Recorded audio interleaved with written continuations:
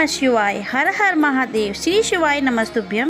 जय श्री कृष्ण प्रिय भक्तों। आइए भक्तों, आज हम सुनते हैं व्रतनी एकादशी की व्रत कथा और इसके पाठ करने से यमराज का नहीं रहता है भय। तो चलिए सुनते हैं और शुरू करते हैं। ओम नमो भगवते वासुदेवाय नमः। जय श्री कृष्ण। व्रतनी एकादशी वैशाख मास के कृष्ण पक्ष की एकादशी तिथि को कहते हैं। व्रतनी एकादशी का व्रत करने वाले मनुष्य को यमराज का भय नहीं रहता है। साथ ही इस व्रत को करने से व्यक्ति को विष्णु लोक में स्थान मिलता है। व्रतनी एकादशी व्रत करने वालों को इस कथा का पाठ जरूर सुनना चाहिए ताकि व्रत का पूरा फल आपको मिल सके। व्रतनी एकादशी वैशाख मास के कृष्ण पक्ष की एकादशी तिथि को मनाई जाती है। हिंदू धर्म में इस एकादशी का विशेष महत्व है और ये भगवान विष्णु को समर्पित है। व्रतनी का अर्थ है सुरक्षा या कवच और ऐसा माना जाता है कि इस दिन व्रत रखने से व्यक्ति सभी प्रकार के पापों से मुक्त होता है, नकारात्मक ऊर्जा से सुरक्षा मिलती है और सौभाग्य में वृद्धि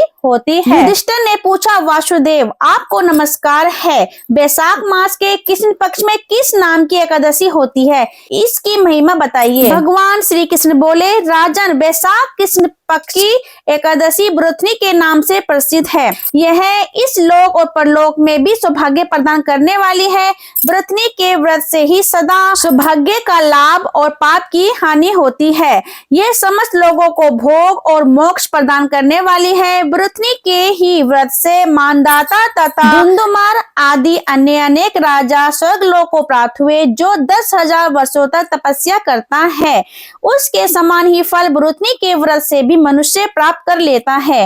नृपश्रेष्ठ घोड़े के दान से हाथी का दान श्रेष्ठ है। भूमि दान उससे भी बड़ा है और भूमि दान से भी अधिक महत्व तिल दान का है। तिल दान से बढ़कर स्वर्ण दान और स्वर्ण दान से बढ़कर अन्न दान है, क्योंकि देवता पितर तथा मनुष्य को अन्न से ही तृप्ति होती है।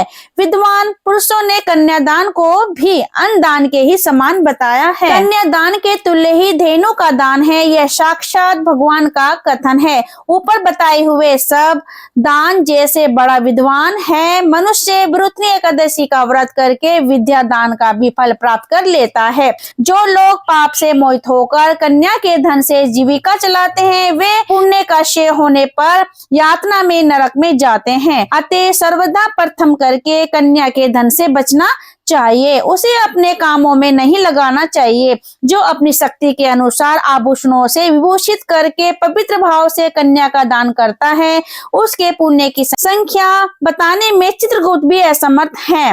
व्रतनी एकादशी करके भी मनुष्य उसी के समान फल प्राप्त करता है। व्रत करने वाला वैष्णव पुरुष दशमी तिथि को कांस, उड़द, मसूर, चना, कोदो, शाक, मधु, दूसरे का अन्न, 2 बार भोजन तथा मैथुन इस परित्याग कर दे।